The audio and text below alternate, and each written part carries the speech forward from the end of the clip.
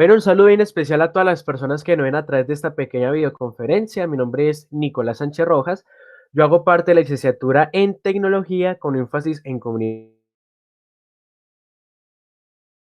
Vamos a hablar un poco sobre la construcción del perfil de un docente o de un moderador virtual dentro de una perspectiva tecnológica. Para el desarrollo entonces, de esta pequeña videoconferencia vamos a utilizar unas diapositivas que yo he generado ya con anterioridad, hace unos meses, por un colectivo al cual yo hago parte que se llama Imparciales, Red de Acompañamiento Docente, donde me desempeño como coordinador pedagógico y donde me desempeño también como capacitado. Entonces, en esta oportunidad y para comenzar esa perspectiva tecnológica en la construcción de un docente virtual, y es que el conocimiento trasciende y se adapta a nuevas realidades, ¿sí? Lo mismo pasa con el hombre. El hombre va evolucionando y trasciende y se adapta a nuevos contextos, a nuevas realidades. Y lo mismo pasa con la educación. Yo creo que el claro ejemplo de que estos procesos sí se llevan a cabo es la actual pandemia del COVID-19, que ayudó a que una educación repensada netamente en la presencialidad pueda ir migrando poco a poco a la virtualidad y pues, hombre, que se adapta y se siguen llevando a cabo estos procesos de enseñanza, ¿sí? Entonces, cualquier perspectiva, tenemos que entender cuál es el rol del docente dentro de una educación virtual o cómo debe ser el rol del docente en nuestra nueva realidad educativa.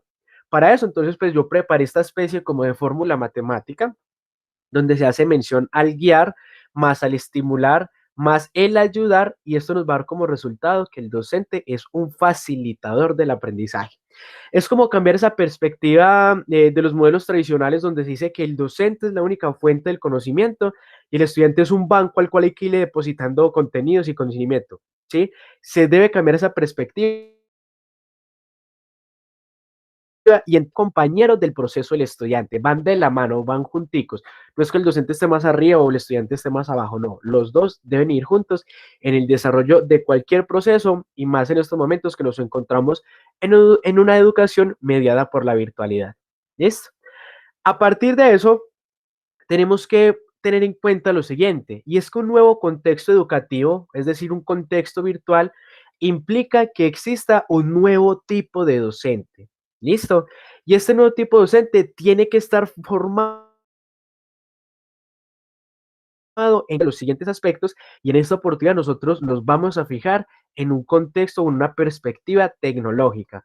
¿Y qué es lo que debe de incluir esta formación? Entonces, a continuación vamos a revisar un poco estos aspectos. Yo planteo estos cuatro, que pueden haber más, pero considero que estos cuatro son los principales y que de aquí es donde se empiezan a desglosar los demás, atendiendo sobre todo al último punto que ya lo vamos a revisar. Entonces, como primer punto, un docente virtual o la construcción del perfil de un docente virtual, teniendo en cuenta la perspectiva tecnológica, debe tener en cuenta que el docente tiene que estar formado en el uso adecuado y óptimo del hardware,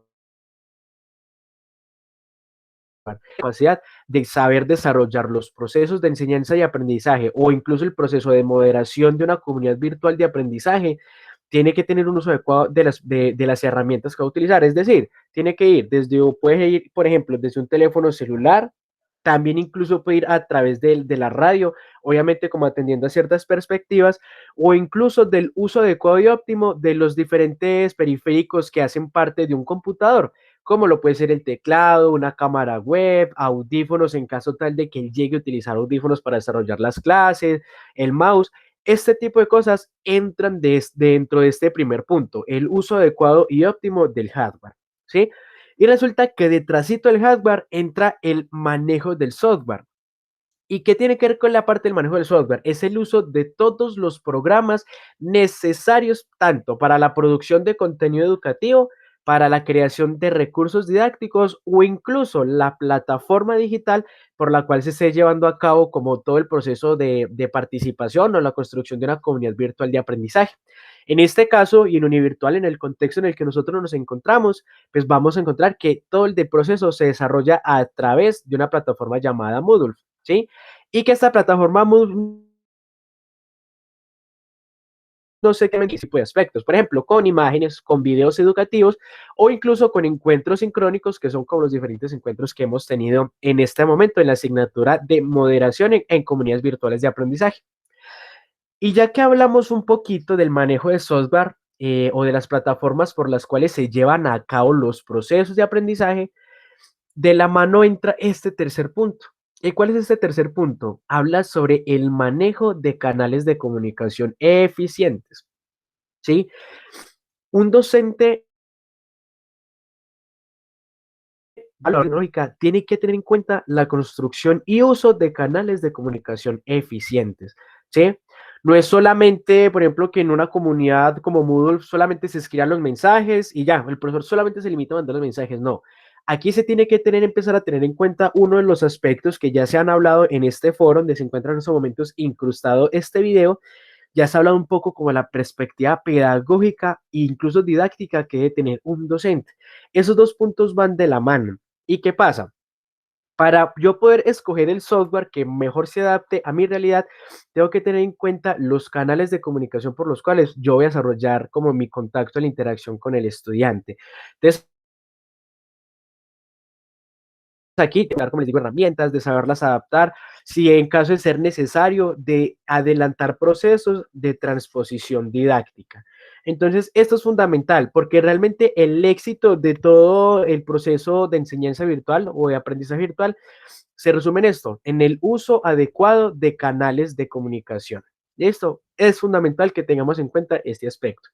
Finalmente, y uno de los puntos más importantes, y por eso lo tengo resaltado con negrilla, es el conocimiento y uso del e-learning. Es un término que últimamente está tomando fuerza, que hace mucho tiempo realmente ya se tiene, pero que ahora es que está tomando más popularidad, como les estoy diciendo. Para nosotros nos puede ser un poco extraño este término, pero entonces, pues aprovechemos entonces y démosle como un pasoncito a este término del e-learning. ¿Y qué es lo que tiene que ver este término? Resulta que el e-learning es todo proceso de enseñanza y aprendizaje que se desarrolla como a través de la ¿listo? Y esta definición, aquí nos vamos a encontrar que en estos procesos predominan siempre los canales de comunicación eficientes. ¿Listo? Aquí ya nos estamos apartando un poquito como de esa perspectiva tecnológica entendida únicamente como con el manejo de artefactos o como en la parte operativa, no, acá ya estamos incluso hablando un poquito de la parte como metodológica, un poco de la parte como estratégica para la realización de estos procesos de enseñanza. Resulta que el e-learning tiene muy en cuenta 5 aspectos fundamentales, que son los que se encuentran en este artículo. Son 5 características. Este artículo fue escrito por un pedagogo llamado Javier Campaña, ¿sí? Y donde pues considero pues que plantea como unos puntos fundamentales como para que los procesos de e-learning sean funcionales y para que el docente virtual logre apropiar correctamente esta parte desde una perspectiva tecnológica, sacando, como les digo, como únicamente esa parte de los artefactos o de la parte como operaria, sino que aquí ya empezamos como a hacer otros juegos o como incluso un proceso ya pedagógico. En las características que él plantea dice que un e-learning tiene que tener unos aspectos visuales y una estética agradable, ¿sí? Donde todos se sientan cómodos.